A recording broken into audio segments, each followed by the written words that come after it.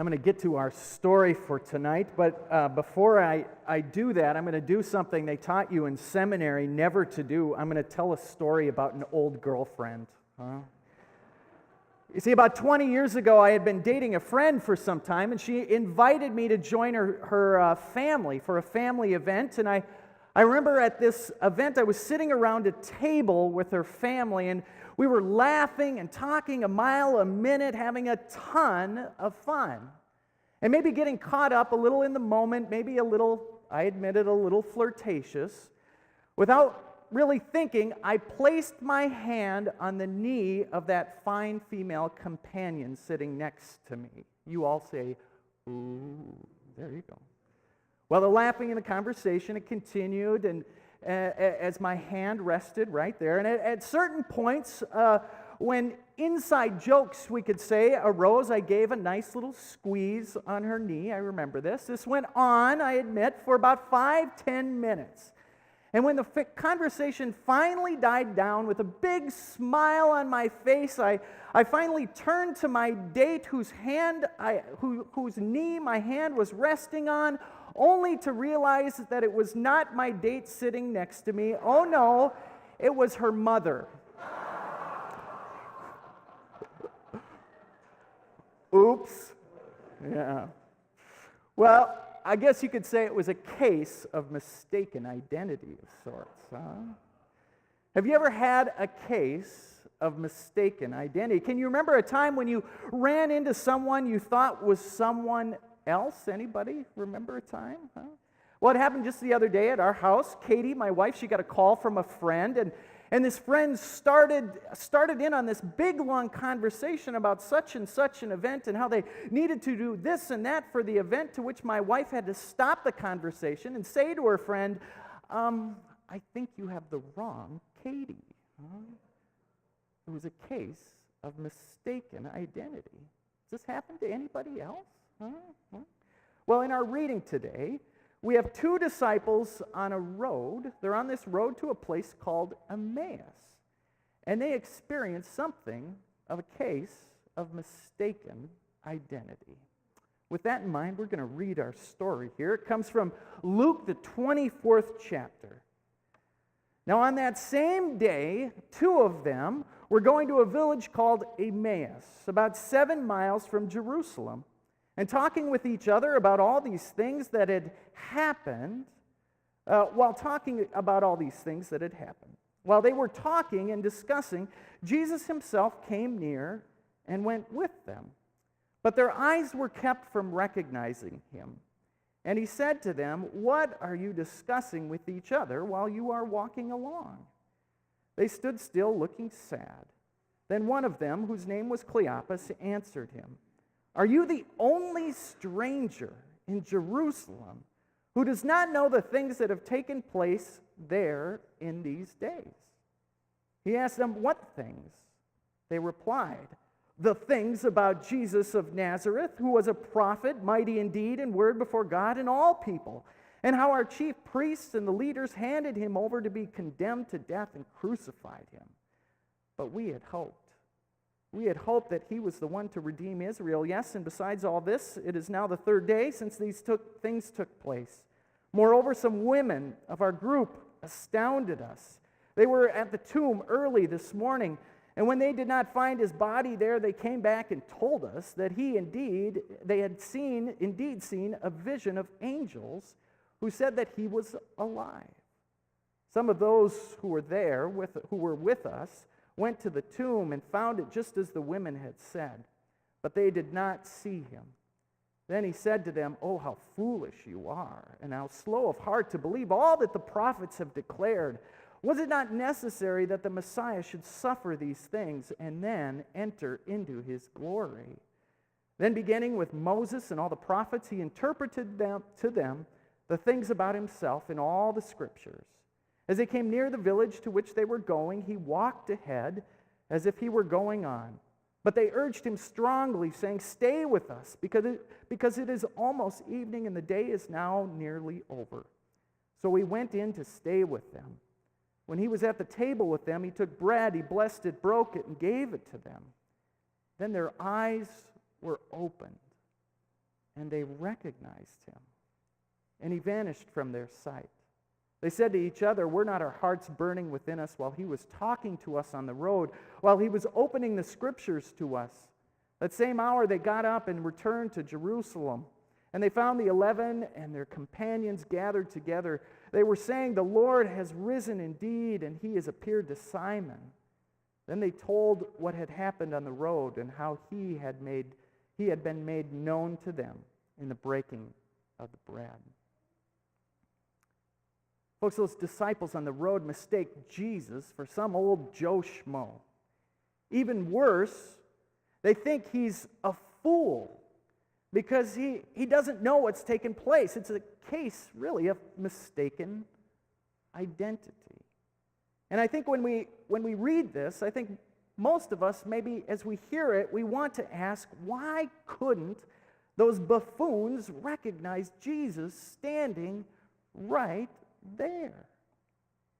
You see, we have this belief, I think, that if we were to encounter Jesus, without a doubt, we would know who he is. We would recognize him. This is Jesus, after all, the King of Kings, the Prince of Peace, Son of God, right? Well, a great writer and professor of ethics and religion at Duke University, his name is Stanley Hauerwas. He says, "The story of the road to Emmaus challenges our assumption that the resurrected Jesus would readily be recognizable to any of us at all." You see, he goes on to remind us that when Jesus was living, he was hardly recognizable. Hardly recognizable as what we call the King of Kings, the Prince of Peace, the Son of God. So why, he says, why would we expect anyone to recognize him in a story of the resurrected Jesus? You see, people had this idea that the Son of God was what the Son of God was supposed to be all about, what the Messiah was supposed to do. They had all these preconceived notions of what the Son of God had come to accomplish. And Jesus didn't do or look like or act like any of those expectations. You see, even when Jesus was alive, it was a total case of mistaken identity. Those ancient people had all these beliefs about what the kingdom of God, the empire Jesus came to create, would look like. The people believed he would come and liberate them from the powers of Rome. He would raise an army and take over as the emperor and reign with power. He would rule with an iron fist. Instead, you all know the story. He comes as a common carpenter, poor and humble, even weak, some called him.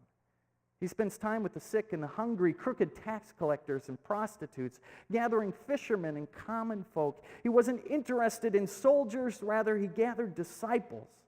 They thought he would rule with a political sort of revenge and with power, but instead he said, "Love your neighbor as yourself, and the first will be last, and the last will be first." They thought the sword and the crown would be symbols of his kingdom. Instead, all they get is the cross. You see, folks, it's this total case of mistaken identity.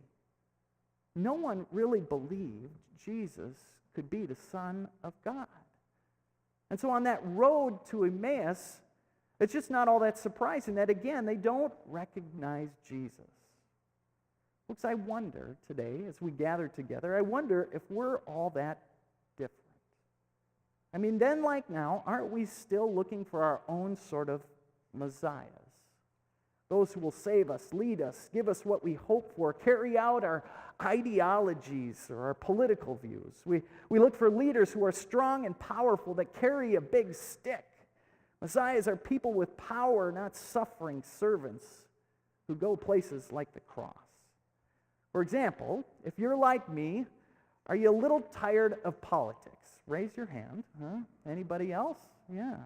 These crazy presidential campaigns, I'm tired of them. Because, well, whether you're on the right or you're on the left, in the end, all the sound bites, all the stump speeches boil down to one after another trying to show that they are the most powerful candidate. They will say anything to prove that their ideology, their policy is unwavering, regardless of how big a lie they need to tell. Next time you listen to the news or to one of these speeches, you count. Count how many times our presidential candidates use words like punish or destroy or obliterate, words of power. Their message is clear. It's about right and wrong. And if you're with me, you're on the right side. Everything's black and white, cut and dried.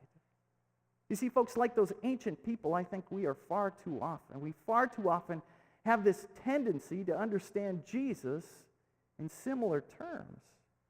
You're either in or you're out. You're right or you're wrong. It's either, forgive me for this one, Yahweh or the highway. And when we do this, I think we too run into another case of mistaken identity. Folks, on Wednesday evening, we're excited to welcome to our church Hatem Kareem as part of our Faith for Life Speakers Series.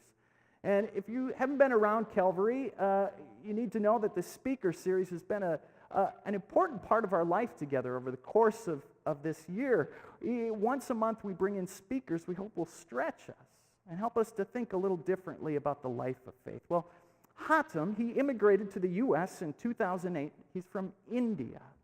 And he's now married and has a son, like many of us. He is a graduate of St. Cloud State University. He currently works as a business intelligence developer for the American Medical Association in Chicago. And he happens to be a devout, practicing Muslim.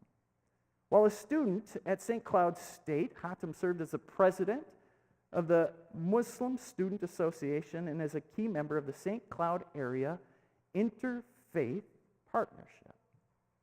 Now, folks, on Wednesday, Hatem will join us to share with us a little about his faith. He will teach us not about the extremist version of the Islamic faith that's held by the minority of Muslims.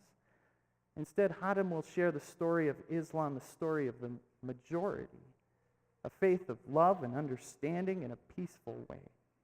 Friends, we hear all kinds of varying beliefs about how we as followers of Jesus should relate to those faiths that are different than ours. You see, on the one side, some would say that when it comes to faith, our faith is right. Some would say this, and theirs is wrong. Ours is good, and their faith is bad. Some would say it is us against them. There's a name for this understanding, and I ask you to bear with me. It's called dualism, actually. There's a name for it. And I'll give you an example of it. Shortly after we announced the Faith for Life series and that Hatem would be one of our speakers, I received a call from someone in our community, our greater community. She was very concerned, even angry, I would say. She wanted to know, why would Calvary promote Islam, this person said. Now, the message she wanted me to hear was that we Christians are good, those Muslims are evil, right? I shared that what we wanted to promote was the way of Jesus, and that would be loving our neighbor as ourselves. There's another view similar to dualism, except it takes it a little bit further. This is a view of religious extremists, the kind we see on TV. It's called totalitarianism. Totalitarianism says that not only is our faith and their faith wrong, but this view goes so far as to say that my faith compels me to take the lives of those of other faiths.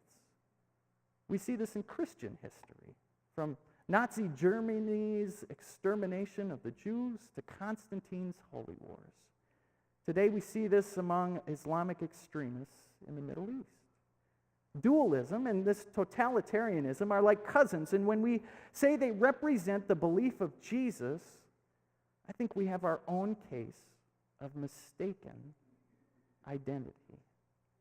There's another view on the far other side of the religious belief spectrum, is this view called relativism.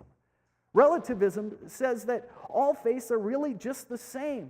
There's nothing unique about any of them. Basically, they are all forms of the same thing. Relativism downplays faith. It leaves faith without heart.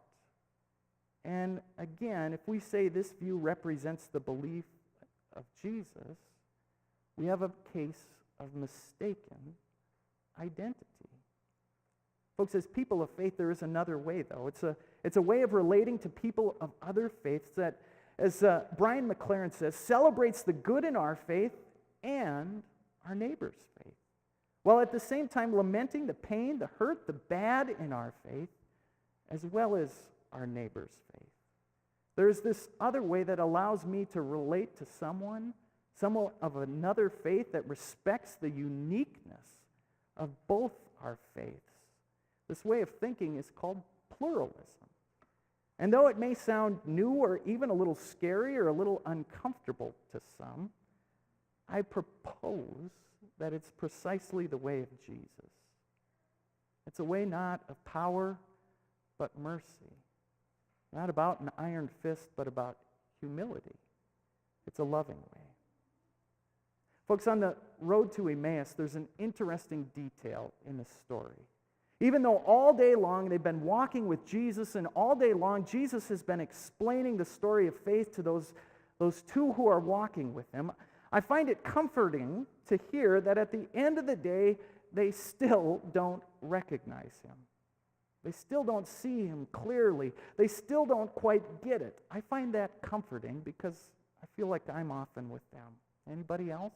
Anybody else? Huh? It isn't until they sit down together, they put down their busy schedules, their travel plans, and they look into the eyes of this stranger, listening deeply, that they recognize, that they see, and they understand.